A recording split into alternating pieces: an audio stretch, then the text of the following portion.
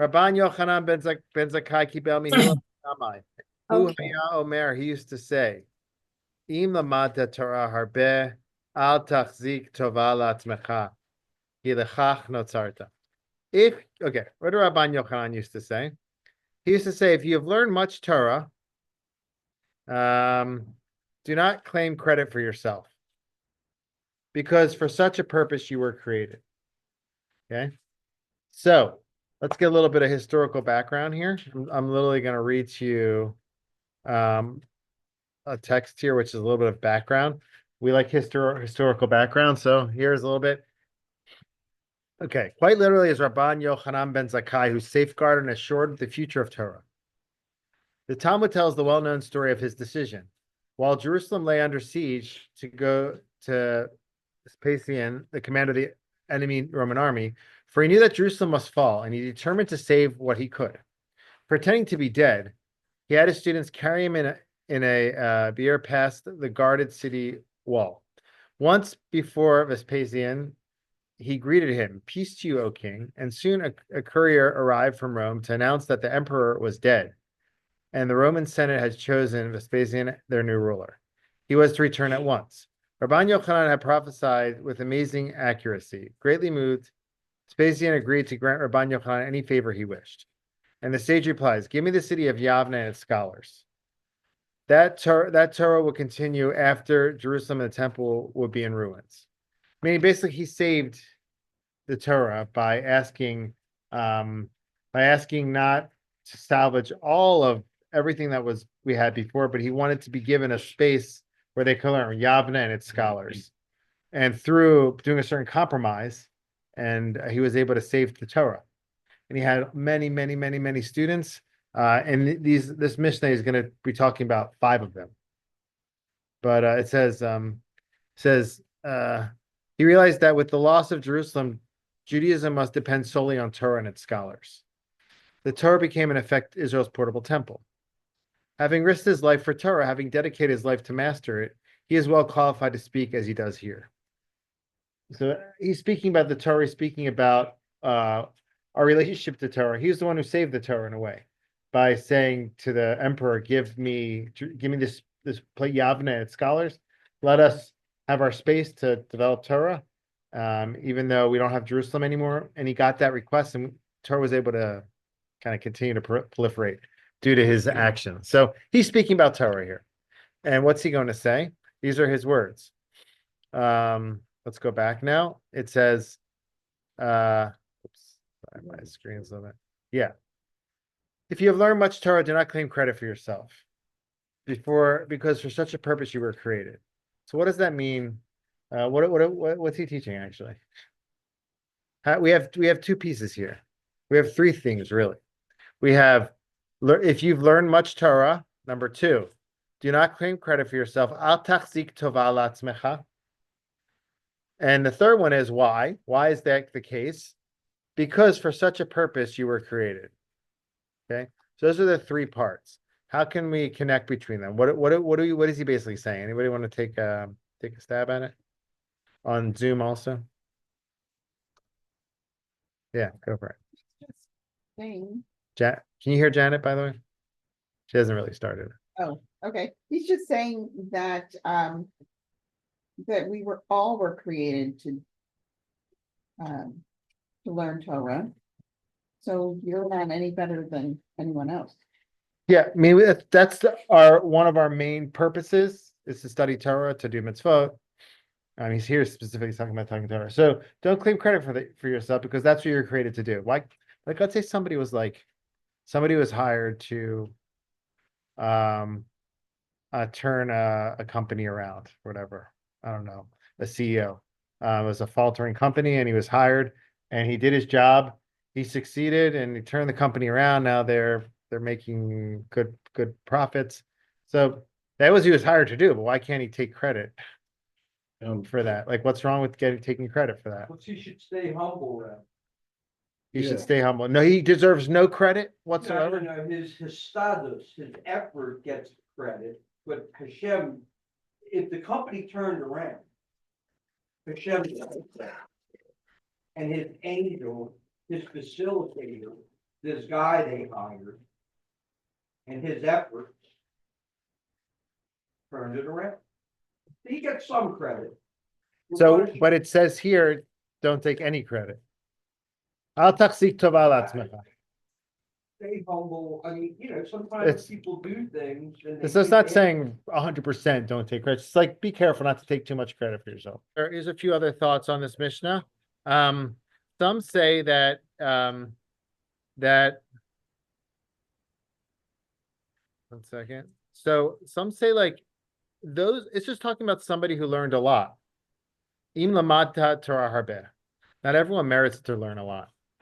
In yeshiva, I don't know, it's like when you're young, when kids are young, a lot of the kids who are playing sports, they aspire to become like professionals in that sport. As they get older, they realize like that that's not their calling, or because like in my situation, I wanted to play like college basketball. And once I realized I stopped growing and I couldn't really make an outside shot, that's when I realized that wasn't the path for me, right? So, but like there are people who do have that skill, and they can be that player. Or you have in yeshiva, we used to have people who are matmeets. They would be able to sit from the beginning of the morning seder to the end of it, and then they go to lunch and they come back and you always looked at them like, wow, like how do they do that? Not everybody can do that. And so those individuals, they were created with a special gift. And so I think it could be speaking specifically about those individuals here. Don't hold this, don't pretend that you're better than somebody, because you were given, for this you were created, meaning you were created with this special gift. So if somebody else was given that special gift, they may be able to do the same thing as you. So don't hold yourself to be higher than somebody else. Somebody might have that trait or that gift.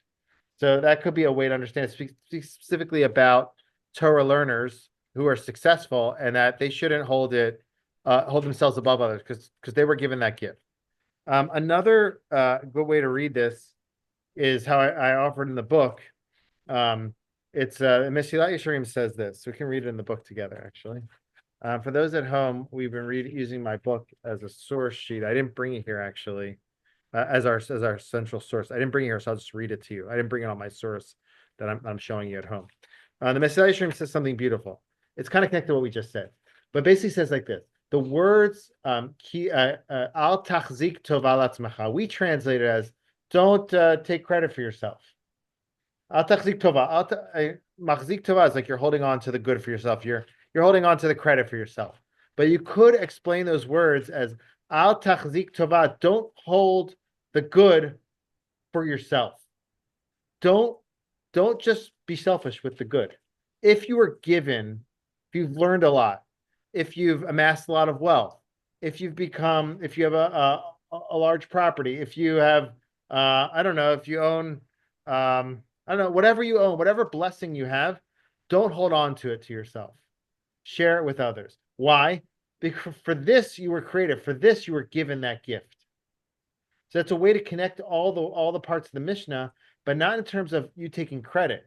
Rather, if you were given a gift, don't hold on to it solely for yourself. Why? Because for this you were created to share with others. And so when I wrote in the email about like this could be tapping into like the purpose of life, this is a way to understand a direction in understanding the purpose of life. Purpose. I'm not like gonna claim I'm giving you the purpose of life right now, but I can give you an avenue into that. What? So here's what there are many directions. There are several key directions to go with this, and one of the central directions I personally feel is this: is that we have to try to assess what gifts we're given, what skills, what blessings we're given. Those are all three different things, really. You could have certain blessings that don't come through skill, as it comes to just God blessed you with that. But it could be that you have a certain skill and ability. And it's really important to assess what your skills, what your gifts are, what your abilities are, what your blessings are, and then see how you can use it to better society, to better. You could be a very, very great. Me and my wife, we share a love for hosting. Like it's something, other things we're not so good at. That's something we love to do. And so that's a a blessing or a gift that God gave to us. So we like to do it. And so it's not so hard for us. We like to do it. So we try to get engaged with that. That's something we found. Now, everybody has that thing that they like. You could be somebody who's like you can listen, you're a great listener. There's other people who can't listen for a second, but they can do great analysis in an office. You know what I'm saying? Different people have different skills. So we have to really tap into what our skill is. Hashem gives us skills that we can use them to make things better in the world. Why So doesn't it say that? It what? doesn't say. I think it literally says that. No, it says, Im for such a lamad- purpose you were created to share with others. It doesn't say to share. It just says you were created to do it. For this year, don't hold on to it for yourself. I As mean, I in get what you're saying. but- share. I think it works in the words. It doesn't say about every skill, it says about knowledge specifically, but read it this way. Hu haya omer, im lamadta Torah, if you learned a lot of Torah, al tachzik tova al atzmacha, don't hold on to the good solely for yourself. Why?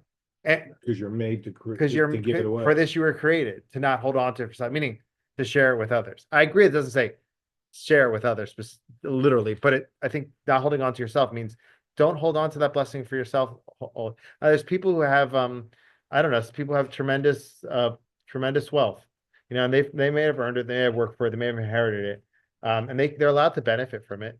You can benefit from your wealth. There's not, I mean, but the beyond your benefit and your family's benefit, like what else are you doing with that blessing? You know, God gives us blessings on loan so we can disseminate them, to bring people in, to let them enjoy it. And so it's really this mission that might be talking about that. It's talking about in terms of Torah knowledge, but it's really true overall. So yeah, I'm not giving the secret to life or whatever, but I'm saying that I think this is if you're gonna like list like 5 central things that could be one of some of the purposes of life, I think from a Jewish perspective, at least from the text I've learned and the text I feel like this really emerges from the text, this direction. So something to really think about. So let's move on to the next Mishnahs. So, all right. So if anybody read my book, I got through 4 Mishnahs on 1 page. So on page 69, I connected Mishnahs 10 through 14. It's really 10, 11, 12, 10. We have 5 Mishnahs really, because they're all interconnected. But I tried to lay it out for you on this chart, so we can go through the chart together. And there's going to be a few questions we're going to be dealing with. I'll show it to you at home. I'll put on the screen. Yeah, it's the handout has the chart. I have it. Yeah, and I'll show you at home the chart that we're dealing with. So the Mishnah opens up saying like this. These are 5 Mishnahs that deal with 5 rabbis. And really there's 3 lessons connected to 5 rabbis. Do the math, 5 times 5 times 3. I don't know, there's a lot going on here, but we'll put it all together in a nice way. Basically the first, we're introduced to the rabbis in the first Mishnah. It says Rabban Yochanan ben Zakkai had 5 disciples. Rabbi Eliezer ben Hyrcanus, Rabbi Yeshua ben Hanania, Rabbi Yossi the priest, Rabbi Shimon ben Netanel, and Rabbi Elazar ben Arach. Okay, that's 1 Mishnah. I brought them all as 1 unit here. Okay, the next Mishnah is as follows. Rabbi Yochanan used to list their outstanding virtues. Okay, we're going to try to figure out the first piece of this discussion is really to figure out what's a greater virtue? Somebody who knows a lot but doesn't innovate, or somebody who is a great innovator but doesn't have a great memory, doesn't hold all the information. Like what's preferable? Somebody who like is able to remember all the information and retain it but doesn't really innovate. Somebody who's able to retain and like conserve the tradition, or somebody who's a great mind, a great creator, a great innovator, but they're not really into like memorizing all the details or remembering them all. The creator, the second. So the Mishnah is basically going to deal with that in these next 2 Mishnahs. Okay, we're going to see their traits. We're going to see which one's preferable. Okay, so let's go through the traits first, talk about them, and then we're going to deal with which is preferable. The next part of this discussion is going to deal with each one of these says what's the proper way somebody should act in their lives. And so they're going to put forward what's the proper way, what's the right mode of living. And so each one has a different opinion, and it seems to be each one connects to their own trait. So we'll see it. We'll put it all together. All right. So the Mishnah starts as like this. Rabbi Yochanan used to list their outstanding virtues. Rabbi Eliezer ben Hyrcanus is a plastered cistern which loses not a drop. Oh, what a great compliment. So you're a plastered cistern. Thank you so much. Well, what's he saying? It's not really, it sounds like a weird, like a unusual way to describe somebody. But what's he saying basically is this individual, Rabbi Eliezer ben Hyrcanus, whatever he learns, he retains, he doesn't lose. And it's like a cistern that's underground, that's plastered, meaning it's not even just earth that soaks in some of the water. It's rather it's plastered so that when you put water in, none of it gets lost. Okay, so he's the type of person that that it goes to a lecture and you can just ask them what happened and they can just like tell you it all by heart because they can just remember that, right? So who is the next person? Rabbi Yeshua ben Hanania. It says, happy is the woman who gave birth to him. So, okay, what does that mean? Conceited. What? Well, sounds conceited. So some seem to explain it's like ever have sometimes you'll have a really good student or somebody who everybody just likes and like and they'll say like, you know, whenever they see their mother, your son is just the greatest son or the greatest daughter, like I don't know, that it's that kid who like you go through every parent teacher conference on if you had that kid, I don't know, but where all the teachers like, oh, that child, that's an angel, that child. So I don't know if anybody experienced that, but but basically it's like this child that when people see them, I go, wow, like that mother's so lucky that she had that child. Like he's good to everybody. That seems to be the simple understanding of it. But another way, the Jerusalem Talmud connects this actually to his mother. It says, yeah, so apparently correct.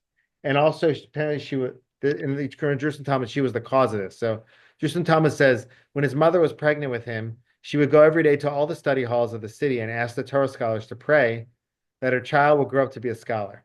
After he was born, his mother would take his crib to the study hall, so his ears would be filled exclusively with words of Torah.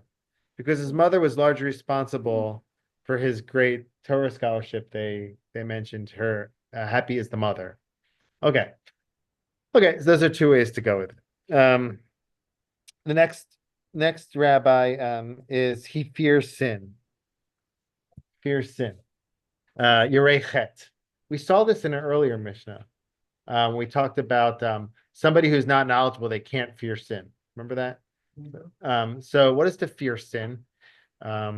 Seems to be he was afraid to sin, quite simply. Some say he was on such a high level that he wasn't just afraid of the punishment of sin. He was afraid to actually sin. Like he never wanted to go against God's word because he was so in love with God that he didn't want to ever go against God. It wasn't even fear of punishment. It's a higher level. Be afraid of sin. So, yeah, the next rabbi is pious. He was a chassid. Okay, Rabbi Yossi the priest. It seems like he went beyond the letter of the law to do things. And Rabbi Shimon ben Netanel, and Rabbi Eleazar ben Arach is like a spring that ever gathers force. So he's like a spring that continuously keeps emerging, keeps spreading, keeps gushing out of its source and spreads more and more goodness to the outside world. So the next mission is going to compare rabbi number 1 and rabbi number 5. What do I mean by that? Rabbi number 1, if you look on your chart, I'll show you at home. We have Rabbi Elazar ben Hyrcanus. He was a cistern. He used to retain everything. Rabbi Elazar ben Arach, he was like a spring. Whenever you go near him, he'd always have some sort of new idea. There's some sort of new invention, some sort of creative approach. He could take 3 sources, connect them, and create something new. right? Rabbi Eliezer ben Hyrcanus could not do that at all, but he could quote to you all the sources. Anything you need from him, he could give you it. He could give you the source. Ask him to create something. That's not who he is. You have a lot of times like I don't know, there was like a Seinfeld episode, I don't know if you remember this, where like it was like a carpenter that was going to put in Jerry's house, put up his shelves or whatever. Do it this way. He would just, yeah, but he would follow every single thing that Jerry said. He never would create anything on his own. Jerry says, just do it, just do it. But he would just, Jerry, do you like it this way or you like it that way, Jerry? How should I do it, Jerry? Right. So I don't know if any remember that episode, but basically like Eliezer ben Hyrcanus is somebody who asks what the Torah says, and he's told what it is. But he's not creating new Torah. Rabbi Elazar ben Arach, you can give him a few sources and he can create something new. And I don't know why these examples are coming to my head. Have you ever seen the show Chopped? Yeah. The cooking show Yeah. Chopped. They give you 5 ingredients. You have Yeah. to create a meal. So Rabbi Elazar ben Hyrcanus would just take the 5 ingredients and put them in the cabinet and store them. But Rabbi Elazar ben Arach would take the ingredients and create some sort of dish with the ingredients and come out something brand new. And so the question is like, what's better? If you could only have one of them, which one would you choose? What do you think?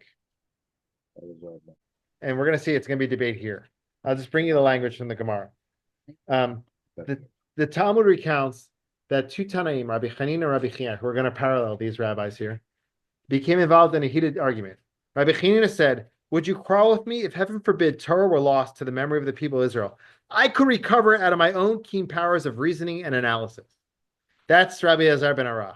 If all the Torah was lost, I could get to all the Torah kind of on my own with my analysis. I could get to the conclusions. I know how to learn. I know how to get to the conclusions. Give me some basics and I'll help you get the Torah back. Rabbi Chiya replied, I could see to it that the Torah is not forgotten among the people of Israel. What would I do?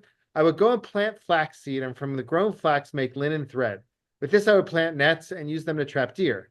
The venison I would give to orphans for food, while from the deer skins I would make parchment scrolls. On those I would write the 5 books of Moses.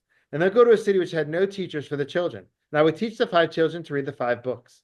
I would teach the 6 sections of the Mishnah, the 6 children. And then I would tell them, till I come back this way, study and teach it all to another. I would tell each one, teach your portion to a friend. This is what I would do, that Torah should not be forgotten among the people of Israel. This is why Rabbi Yehuda Nasi said, how great are the deeds of Chiya. So Rabbi Yehuda Nasi said that the rabbi who's a cistern who retains, that seems like Rabbi Yehuda Nasi preferred him. Because he said, with all your great analysis, Rabbi Elazar ben Hyrcanus, that's not going to enable us to proliferate the Torah. We need to remember what it is, that from there we can have a strong foundation, basically. So you can really go both ways. What's more preferable? I don't know. It's I don't know. People have different types of kids. All children or students. Some students are really big rule followers. Other ones don't always follow rules, but they're creative and they think outside the box. They're both positive. It's just different types of personality. Well, we wouldn't have had the oral tradition if not for the cisterns. If we didn't, so you could say that. On the other hand, you could Yes. say if we didn't have rabbis in every generation innovating, the Torah would become stale. Even in the Orthodox world, there's a lot of innovation. Rav Ovadia Yosef, of Moshe Feinstein. In every generation, we have Jewish thought, Rabbi Sachs, Rabbi Hirsch, Rav Shimshon Hirsch. In every generation, you have rabbis Rav Soloveitchik, they're innovators. Right? People complain that some people complain that Rav Soloveitchik students aren't as big innovators as he was. Like he knew all the Talmud, but he also knew so much philosophy and he knew how to connect them. And it was like amazing. A lot of his students kind of are like retaining Rav Soloveitchik's teachings, or they're just kind of not really creating a lot of new philosophy. But thank God our generation has sent Rav Soloveitchik. So you had the innovator. They keep the Torah fresh. They keep the Torah alive and they keep it relevant. So you kind of need both of them in every generation. So it's not really, it's like not like you could say it's a debate, but really it's 2 sides of the same coin. Ideally, I guess it's just asking like which. So today, you can look anything up on ChatGPT. Anybody use ChatGPT? Okay, so if you use ChatGPT, it's AI. It's pretty amazing. So like recently, if I get a question, I was trying to see how ChatGPT answers the halachic question. And it's amazing the amount of sources that ChatGPT can put out on any topic. Somebody asked me a question recently. They by accident put an unkosher dish in their dishwasher. And they ran the dishwasher and they're like, "Oh, Rabbi, do I have to kosher the whole dishwasher and all the dishes, whatever?" So I kind of knew that it was kind of like a softball question because the dish was used with something cold and it wasn't used with something hot last 24 hours. So it was easy. I said it was okay. But I wanted to see what ChatGPT would say. So I put in the exact question that they asked me.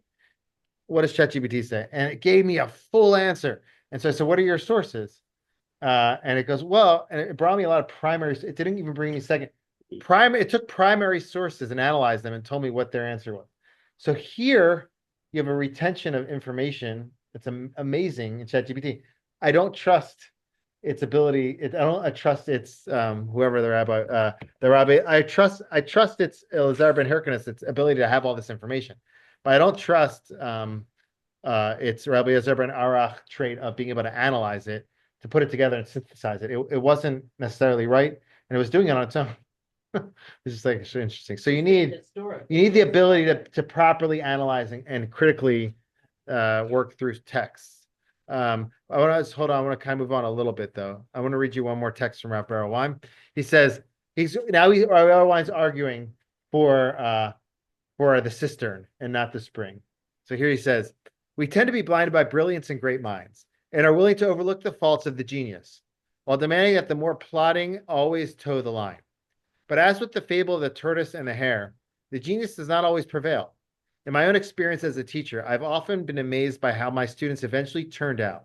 Many times the sure winners somehow become losers, while those I thought were average at best became successful leaders, scholars and role models for others. The wisdom of Solomon that the race is not always to the swift is borne out by life's events." So that's another side of that. Okay, so Yeah. which one is he saying is the tortoise and which one is the? He's hare? saying that the one who is like the cistern, who sometimes doesn't get all the credit, it's not the brilliant mind, the genius. Sometimes they end up being the most helpful or the most beneficial. Let's see the argument inside, okay?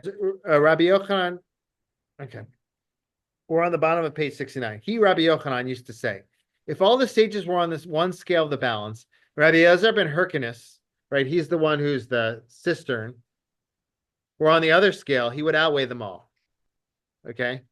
Now, Abba Shaul said in his name, in the name of Rabbi Yochanan. Okay, so it's a debate. It seems to be that there's two opinions on what Rabbi Yochanan said.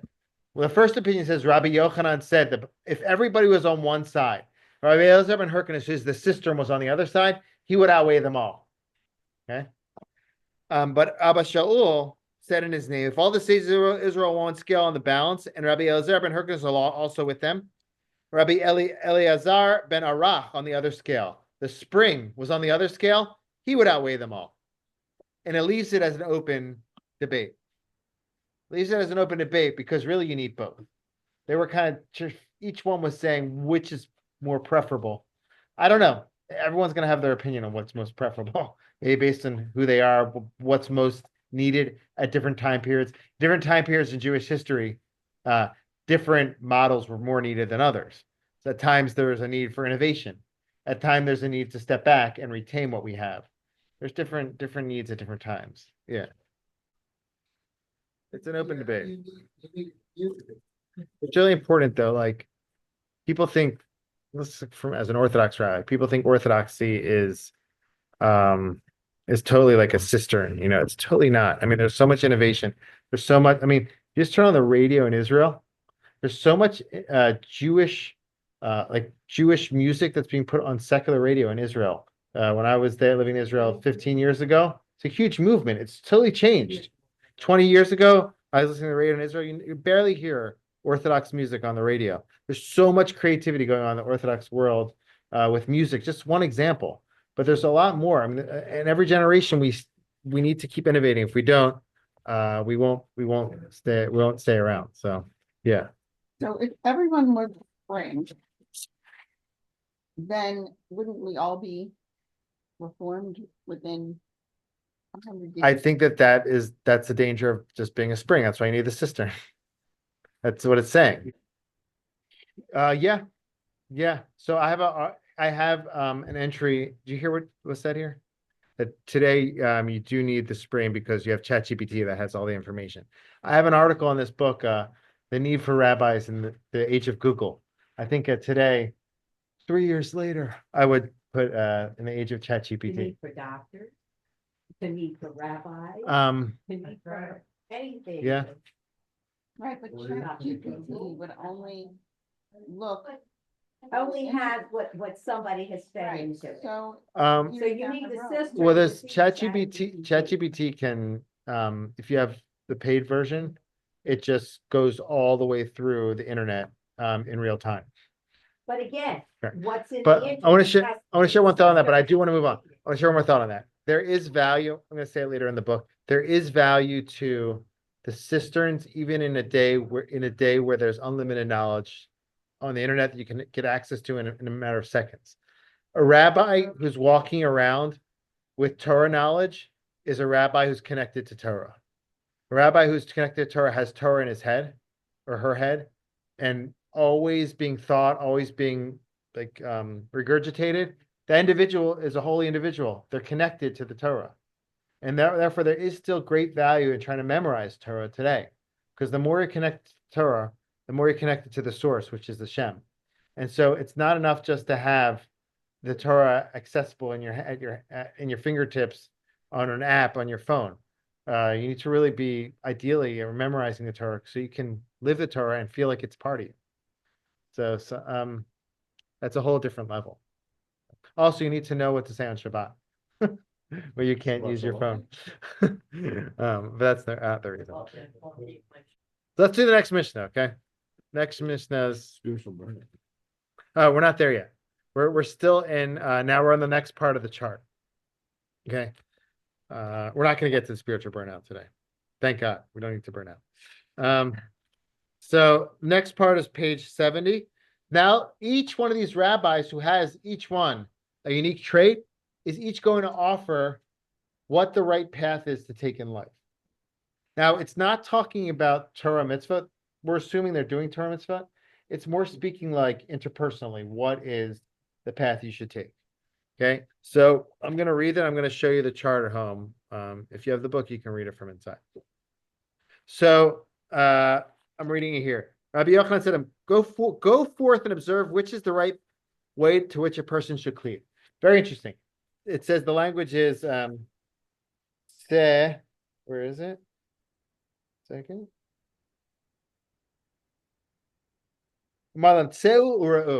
Go out and look. All these rabbis have great traits, right? They're smart, sister and spring. But he's saying, now go out and see. You can know all the things in the world, but go out into the world and see like what works, what's the best thing in the world. And it's like a nice thing. Sometimes sometimes to get a proper answer from a rabbi, the rabbi has to know your situation, to get proper guidance. And basically saying, in order for you to really choose what the right path is, you can't just analyze it in the Beit Midrash. You have to go out into the world, see what's going on, so that you can properly assess what the right path is. So he says like this, let's go out. Now it says here, what are the paths that are offered? Rabbi Eliezer says a good eye. Okay. I'm just going to read them and explain. Rabbi Yeshua says a good friend. Rabbi Yossi says a good neighbor. Like a good neighbor. Rabbi Shimon said foresight. And Rabbi Azar said a good heart. Okay. So if I were to ask you, don't cheat, don't look ahead what the answers are. Which is the highest level here? Which is the best? Which is the best? We have a good eye. I'll explain what they are. And we'll see. I'll ask also at home. We have the traits are a good eye. What's a good eye? Somebody who sees others with a good eye. Somebody who sees somebody succeeding, even in their own field. Somebody who sees somebody getting a promotion, they're working alongside, and they're able to see them in a good eye. Somebody who sees somebody else who has more than them, who's doing things that they can't do because they can't pay for it, afford it. They're still able to have a good eye. See the other individual and be happy for them. Are we able to be happy for other people? See other things with a good eye. The opposite is a bad eye. Ayin hara, literally. Ayin hara is when somebody sees somebody, they get jealous, or they can't look at somebody because they can't even like process that they have more than them, or they're more, a little more elevated than them. Haman was an example of that. Haman had so much, but because he couldn't, didn't have one person who was giving him honor, respect. He was, that disturbed him. Not able to see things with a good eye, not able to see the world in a good eye. It colored his whole vision of the world to the point that he wanted to exterminate all the Jewish people because one person wouldn't bow down to him. He had everything. He was, Yeah. so that's a bad eye. A good eye is somebody who people know those types of people. When you're around them, you just feel like they're looking at you. Maybe it's your grandparent, or maybe it's just some really nice person. And when you're around them, you feel like, wow, that person like can see me, understand me, and they're always going to be happy for me. That's the type of that's a good eye. Okay. So keep that in mind. We're going to try to see which is the best. Okay. The Mishnah is going to rate them. Okay. Going to rate the number one out of all of them. Based on Rabbi Yochanan ben Zakkai's approach. Okay. So the number two is a good friend. A good friend. I don't have to go into that in too much depth. Somebody who's always there for you when you need them. Somebody who's supportive. A good friend. A good neighbor. So we have a good friend and a good neighbor. What?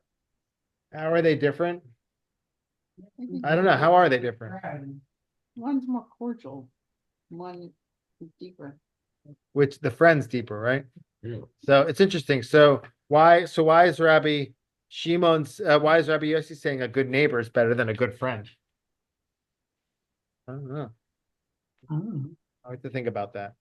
No, I think because when you're in a friendship relationship, there are obligations.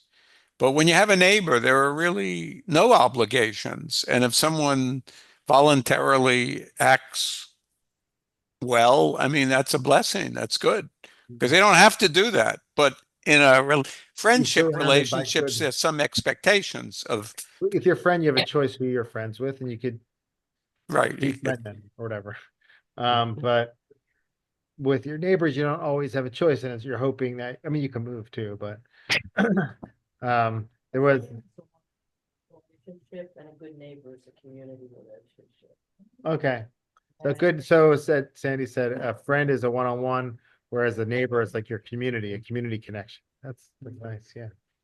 All right, let's see the next one. Next one is foresight. Haro'eh hanolad.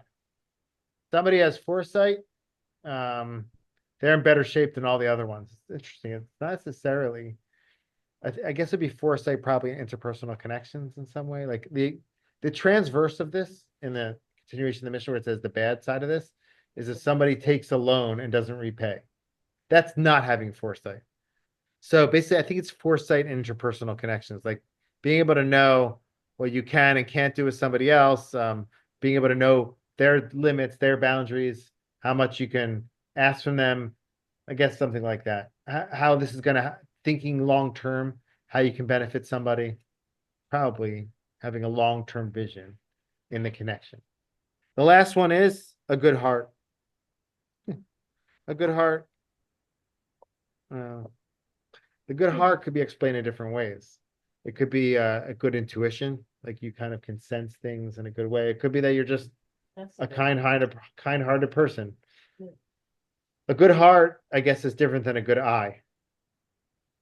A good heart might be the sort, I talk about this in the book. A good heart and good eye are two different things, it seems. You have to explain what that means. The eye sees things and it influences the heart. The heart feels things and influences how you see things. I don't know. There's a connection between the eye and the heart, but they seem to be two different things because they're listing them as two different things. Yeah. Well, the heart is, the heart is the essence of your being. Without a heart, you're finished. So you're saying you're saying it's the physical heart. Well, it's comparable to the physical heart. It's the very essence of your being. So so these are the 5 traits. If you look on your source sheet, I'll show you at home. Second. These are these are 5 traits. Good eye, good friend, good neighbor, foresight, and good heart. Which one do you think? Which one do you think is the most preferable? But I think that these 5 rabbis were disciples and grouped together because together, All these together. these Okay. are the things we strive for. Not, I mean, to me, I believe good heart's the number one if you want to rank Yeah. them. But I think everything in this is an important characteristic. The path that they're suggesting are great paths for everybody to try to achieve, not just one individually, but as a group. Those are the things we, would want to achieve. I don't want to build up the suspense anymore. You may have just read a little bit ahead, but it seems to be that the Mishnah ranks, as all of you did, the heart as the number 1. The Mishnah says like this. Like this. Rabbi Yochanan said to them, I prefer the words of Elazar ben Arach, who says good heart. Why? For in his words, all your words are included. So if you have a good heart, you can do all these other things. The heart seems to win in this. I want to share a thought on that though. And I'll share my screen with you here. I have. So the good heart, this book, Ethics of Sinai, says the good heart can be understood in different ways. Obviously, it could be kind-hearted, obviously, but it could also be understood to be a certain intuition, an intuitive grasp of what is good in every situation. And I really like that that approach. I think that all of these, not just being a good friend, you need a good heart to be a good friend. But in every situation, if you're missing that intuition, that sense of what's right and what's wrong, you can do all those things, but you're not really doing them in the full way. There's a statement that Ramban famously said, you can be a scoundrel, you can guard all the Torah and still be a scoundrel, a naval b'rshut Torah, meaning you can do all the halachas, you can do all the laws, and you can technically do them. But if you're not okay on the inside, you have bad character traits, or you're maybe he says it like kind of like if you're indulging too much in things. But if you're doing all these things, you're a good friend, you're a good neighbor, this and that, but you're not, your heart isn't the right, your intuition, you don't know what the right choice is, you're not choosing the right things to do in each of these situations, then you're really missing out on all the other things. So I guess it's a little bit different than just being a kind-hearted person. It's really having a good sense of right and wrong. If you have a good sense of right and wrong, all the other things can be magnified times 10 in terms of your ability to do them well. Like if you have a good sense of right and wrong, you're going to know you're going to have good foresight, because you're going to be choosing the right thing. You're going to be able to think, you're weighing things out. You're going to know what you should choose long term. You have a good friend. You can really be a good friend with somebody, or find a good friend. If you have a good sense of what's right and wrong, if you're able to choose and consistently be thinking about what the right thing is to do. So it's also about emotion, but I think it's also about like intuition. It's about good moral compass. It's much broader than just a good feeling heart. Obviously, a good feeling heart is a central thing, but I think there's like a lot more going on there in this idea of a heart that can enhance all the other things. That's kind of like my little addition there.